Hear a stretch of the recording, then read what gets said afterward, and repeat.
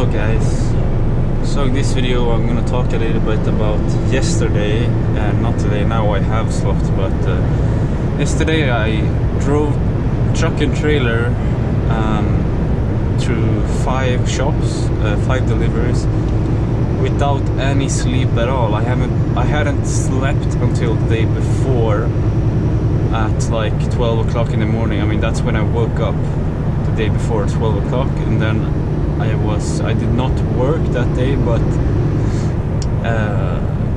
I couldn't sleep. I was in the bed for like 7 hours and I just couldn't sleep. And then I was thinking about like texting my boss and saying like, I haven't got any sleep, can you please look and see if you can find somebody that can replace me. I done that before, and then I did go to the work anyways, but when I arrived they have found another guy, but I thought I'd go anyway just to show them that like I'm ready and I'm serious to work. It's just that I haven't got any sleep, although it was quite dangerous that time driving to work when I hadn't got any sleep with my car.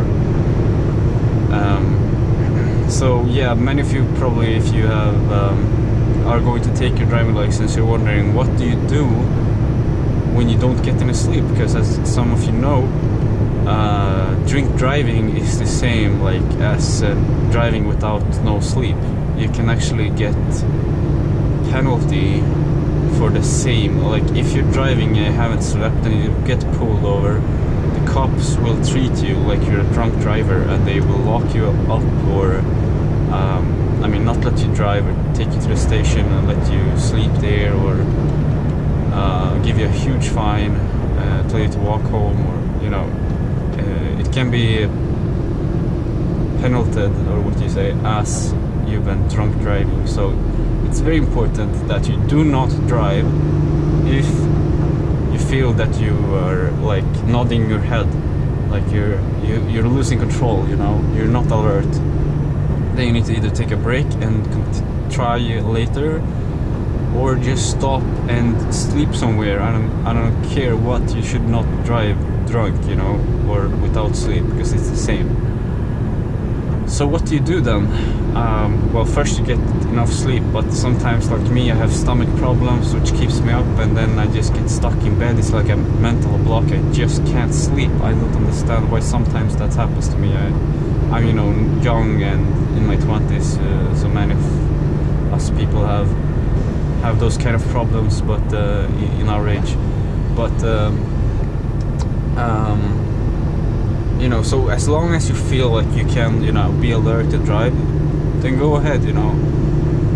Like I did yesterday, I felt kind of like, I don't know, like, you know, I did still sleep good the day before, or I didn't even sleep good the day before, but I did sleep I did sleep pretty late, so it was quite okay. And I had my Red Bulls with me, so you know, you always gotta have your energy drink then. And of course, as I said, if you notice that you're like, okay, now I'm starting to lose control, starting to be a bit dangerous, then you need to pull over, call your boss, say, I'm sorry, I can't drive, but you know, no matter what your boss says, like if he tells you to drive, he's an idiot boss, and you should probably report him. Telling you to drunk drive, you know, that's not correct. So yeah, driving while sleeping is driving while sleepy, or while you haven't slept at all, is very dangerous, and don't do it unless you want to die, yes. But yeah, you gotta be really careful. For me, it worked out good, because I had sunglasses on all the time, because it was a bit sunny, or like a little bit bright, and then it's good for your eyes. If you haven't slept, you have sunglasses on a lot, and you don't listen to any music unless you feel like you're getting like a kick out of it, maybe a little bit. When you're very, very tired, you can turn on a little bit music. You can turn down the windows a bit for fresh air. It makes you more alert, gives you a little bit of energy. But those are just small tips to make you go a little bit further, but then you shouldn't drive more, you know. Luckily in my job I don't drive so much. I mean, it would be a lot worse if you would drive for the whole day. Then I wouldn't recommend going to work at all if you haven't slept. But for me, who just drives like half an hour, and then unloads, then it's okay, I think. It's okay for me. And I'm so used to all these roads that I drive, so I know the risks and stuff. Not all of them, but most of the risks. So when I haven't slept and I drive a road that I commonly drive, then you know it's easier for me as well. But yeah, it's so dangerous. I mean, yesterday sometimes I felt like I couldn't drive, but it comes like small periods, like waves of tiredness for me when I haven't slept. It's like, and I just gotta fight through that wave, and then it's over, and then I'll be alert again. It's very strange how it works for me, but that's kind of it.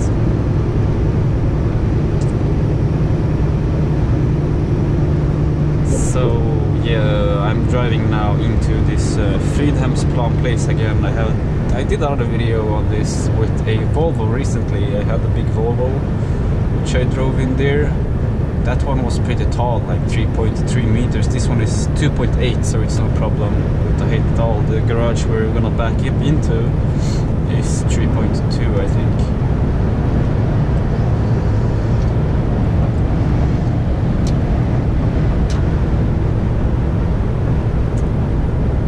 And that was, I mean, going that close is not good in this condition in a loaded truck. If you have an unloaded truck, no problem, but with a loaded truck, I just can't recommend it at all. So it's snowing, and it's 0 degrees and snowing on Easter, I mean in April. It's crazy. I have pictures of me sitting in my backyard. It's full of green and flowers, and I'm sitting in a t-shirt on Easter painting eggs. So that's how screwed up the climate is, man. Freaking snowing in April. Now it should be 15 degrees plus and sunny, and you should be able to ride your motorcycles and whatnot. The other day it was snowing so bad, it was like on the morning, yesterday morning, I had to scrape all my windows like for 10 minutes because it was so icy and snowy, and I had to drive with summer tires to work illegally because, you know, who would expect that it would be snowing like this now when it was like 17 degrees the other day before. And you know, it's Easter, it's not supposed to be this weather. It's crazy. I really wonder what's going on with the climate. It feels like it doesn't feel normal, at least from my experiences from my past. Okay, let's hold the right lane now. Now we're inside the Stockholm city, kind of. This is the old city area, which some of you know. Like, it's kind of the central point of the city, but I don't know, it's so spread out. So much different areas everywhere here.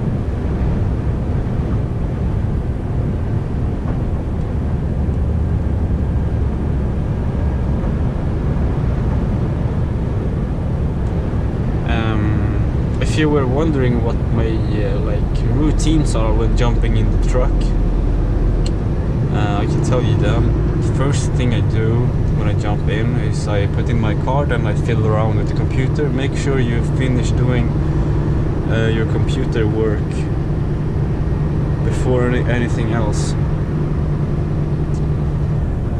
And once I've completely done with the computer, I've put all in my times and start and stop times and whatnot to avoid getting fines from the police. Then I jump out and look around the truck, see for damages, see if any other chauffeur has damaged the truck, and maybe they haven't told the transport leaders, and then I'll be the one to be blamed if I don't like take a picture of the damage or call them and tell them it's damaged.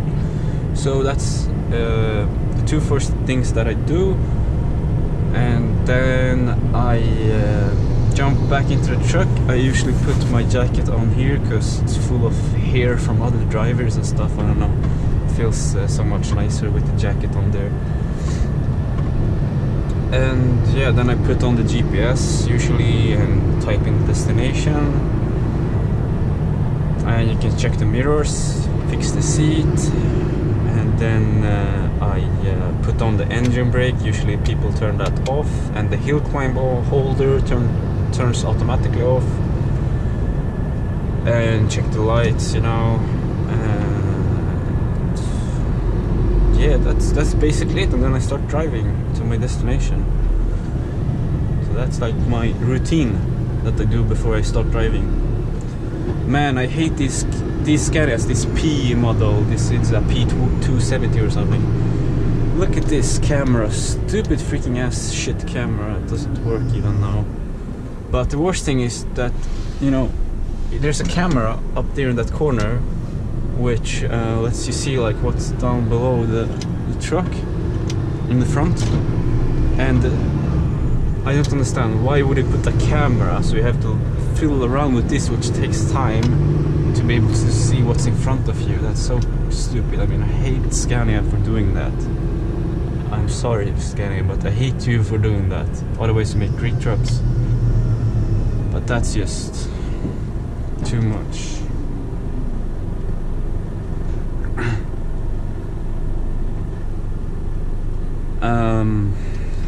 So yeah, why not just put a mirror there? It takes 1 second to look, and it's probably way cheaper than putting a whole camera system.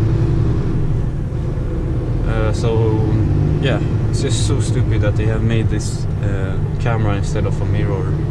Simple mirror.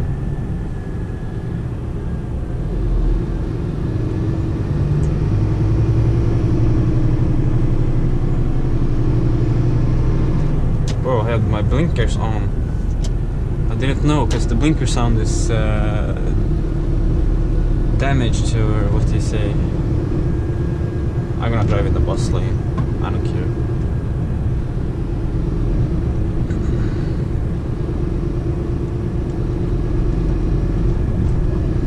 No. Let's keep driving in the bus lane. We are basically a bus, so so I don't think the police would care, but they could give me a huge fine right now, so you know, I shouldn't really do this. I don't know why I'm doing it really.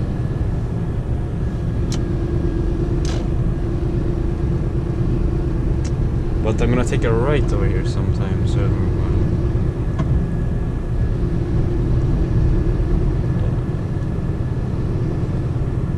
I mean, of course, if there was like a bus behind me, I wouldn't try the bus lane.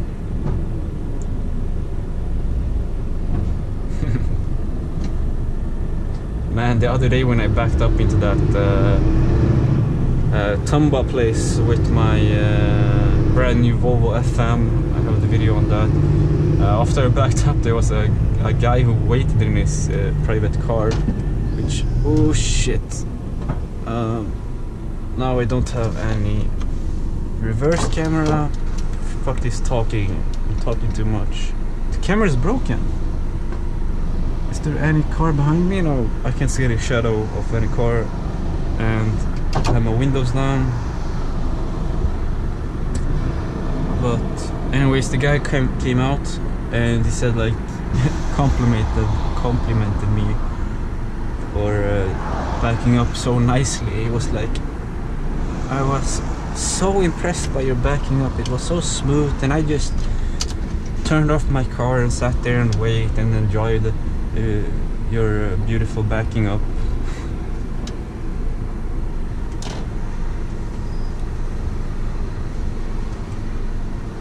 Oh, he's just angry. He doesn't even look at me. It's like, oh, freaking truck. Now we gotta move. Yay, no car there. That's awesome. But I wonder if they are allowed to park there. You have this signs of this walk here, so I don't think it's really allowed actually. Okay, Okay, now we arrived to the destination. I hope you like this video. I don't know, sometimes I tend to talk too much and basically don't know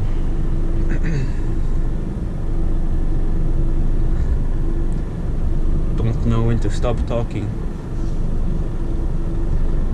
I don't know. It's not always the videos turn out like I hope they would,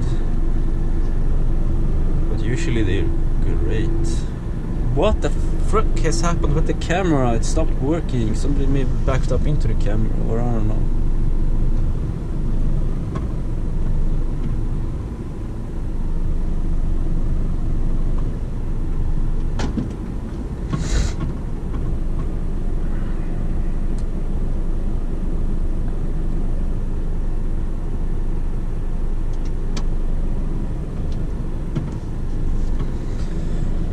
Oh, there's already a truck inside there. What the hell? Oh yeah, now I remember. We're gonna be 2 people today here.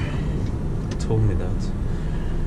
Anyways, thank you guys for watching. I hope you enjoyed, and as usual, you know, comment, like, share, subscribe. Take care. See you next time.